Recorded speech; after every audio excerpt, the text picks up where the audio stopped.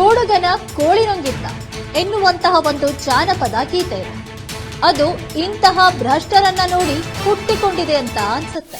ಮಕ್ಕಳು ಗರ್ಭಿಣಿ ಸ್ತ್ರೀಯರ ಮೊಟ್ಟೆ ನುಂಗಿದ್ದಲ್ಲದೆ ಸಹಾಯಕಿ ಕಾರ್ಯಕರ್ತೆಯರ ಹುದ್ದೆಗಳು ಕೂಡ ನುಂಗಿದ್ದಾರೆ. ಇನ್ನು ನ್ಯಾಯ ಎಲ್ಲಿ ಅಂತ ಫಲಾನುಭವಿಗಳ ಗೋಳು. ಹೌದು ವೀಕ್ಷಕರೇ, ಭ್ರಷ್ಟಾಧಿಕಾರಿಗಳು ಆಡಿದ್ದೇ ಆಟ. ಇಂತಹ ಭ್ರಷ್ಟ ಬೇಜವಾಬ್ದಾರಿ ಅಧಿಕಾರಿಗಳು ಇನ್ನು ನಮ್ಮ ಜಿಲ್ಲೆಗೆ ಬೇಗ. ಯಾಕೆ ಇಂತಹ ಭ್ರಷ್ಟ ಅಧಿಕಾರಿಗಳನ್ನ ಅಮಾನತ್ತು ಮಾಡ್ತಿಲ್ಲ?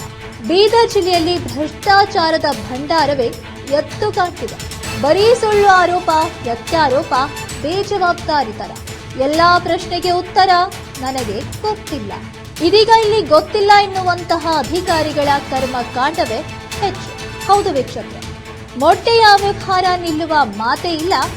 ಅಷ್ಟರಲ್ಲಿಯೇ ಅಂಗನವಾಡಿ ಸಹಾಯಕಿ ಕಾರ್ಯಕರ್ತರ ನೇಮಕ ಪ್ರಕ್ರಿಯೆಯಲ್ಲೂ ಕೂಡ ಗೋಲ್ಮಾಲ್ ನಡೆದಿದೆ.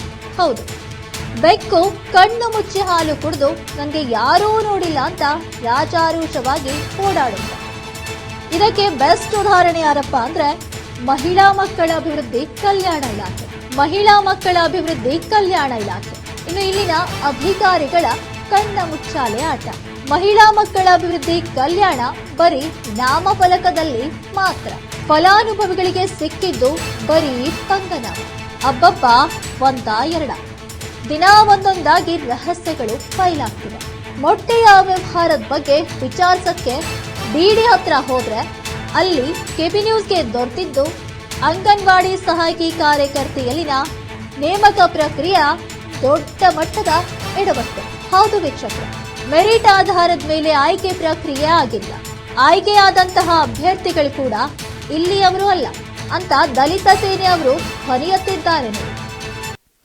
ಈ ಅಂಗನವಾಡಿ ಕೇಂದ್ರಗಳಲ್ಲಿ ಮೊಟ್ಟೆ ಅವ್ಯವಹಾರ ದಿನೇ ದಿನೇ ಹೆಚ್ಚಾಗ್ತಿದೆ. ಸಿಡಿಪಿಒ ಹೇಳ್ತಾರೆ ಡಿಡಿ ಹತ್ರ ಕೇಳಿ ಅಂತ. ಡಿಡಿ ಹತ್ರ ಕೇಳಿದ್ರೆ ಅವರ ಬೇಜವಾಬ್ದಾರಿತನ ಉತ್ತರ ನೀಡ್ತಾರೆ. ನನಗೆ ಗೊತ್ತಿಲ್ಲ, ನನ್ನ ಗಮನಕ್ಕೆ ಬಂದಿಲ್ಲ, ನಾನು ಇನ್ನೂ ಪರಿಶೀಲನೆ ಮಾಡ್ತೀನಿ, ನನಗೆ ಬೈಟ್ ಕೊಡಕ್ಕೆ ಬರಲ್ಲ ಅಂತ. ಇದೆಲ್ಲ ನೋಡಿದ್ರೆ ಗೊತ್ತಾಗ್ತಾ ಇದೆ ಇದರ ಜಾಲ ತುಂಬಾನೇ ದೊಡ್ಡದಾಗಿದೆ ಅಂತ. ಅಂಗನವಾಡಿ ಸಹಾಯಕಿ ಹಾಗೂ ಕಾರ್ಯಕರ್ತರ ಹುದ್ದೆಗೆ ಅಲ್ಲೂ ಕೂಡ ಗೋಲ್ಮಾಲ್ ನಡೆದಿದೆ ಅಂತ ಕರ್ನಾಟಕ ದಲಿತ ಸೇನೆಯವರ ಆರೋಪ ಆಗಿದೆ. ಏನ್ ಸರ್, ಏನೇನು ನಡೆದಿದೆ?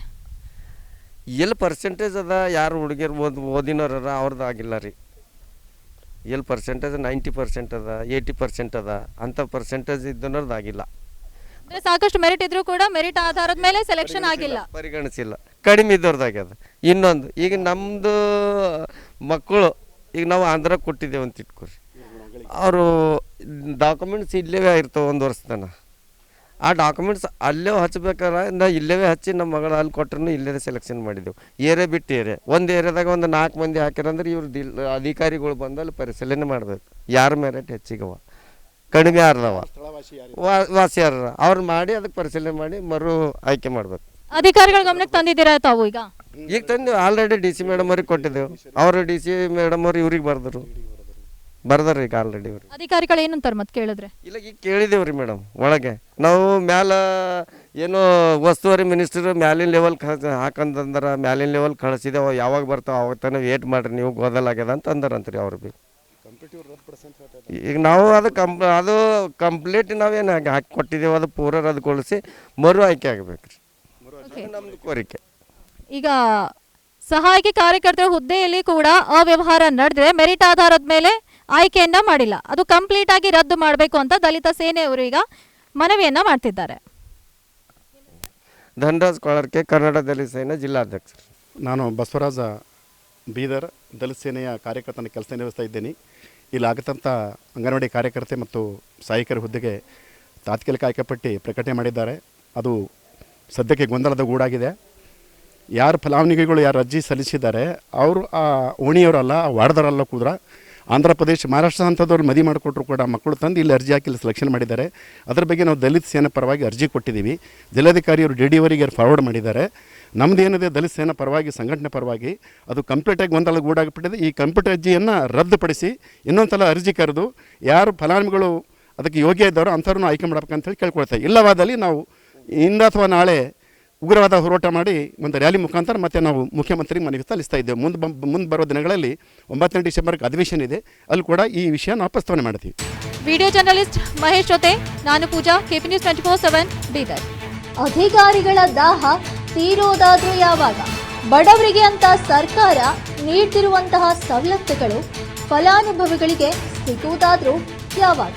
ಮಕ್ಕಳ ಗರ್ಭಿಣಿ ಸ್ತ್ರೀಯರ ಶಾಪ ಇವರಿಗೆ ತಟ್ಟೇ ಇರುತ್ತಾ? ಇದಕ್ಕೆಲ್ಲ ಬ್ರೇಕ್ ಬೀಳುತ್ತೋ ಎನ್ನುವ ಊಹೆ ಮಾತ್ರದಲ್ಲಿದೆ. ಯಾವುದೇ ಕ್ರಮ ಕೈಗೊಳ್ಳದೆ ಇರುವುದು ನೋಡಿದ್ರೆ ಇಲ್ಲಿ ಭ್ರಷ್ಟರಿಗೆ ಹಿರಿಯ ಅಧಿಕಾರಿಗಳ ಸಾಥ್ ಸಿಕ್ತಿರೋದು ಖಚಿತವಾಗ್ತಿದೆ ನೋಡಿ. ಐತಿಹಾಸಿಕ ನಗರಿ ಬೀದರ್ನ ಇತಿಹಾಸವೇ ಬದಲಾಗೋ ಹಾಗೆ ಕಾಣ್ತಿದೆ.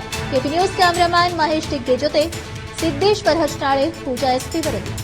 ಇದಾಗಿತ್ತು ಈ ಹೊತ್ತಿನ ವಿಶೇಷ. ಇನ್ನಿತರ ಸುದ್ದಿಗಳಿಗಾಗಿ ನೋಡ್ತಾ ಇರಿ ಕೆಪಿ ನ್ಯೂಸ್ 24/7. ಧನ್ಯವಾದಗಳು.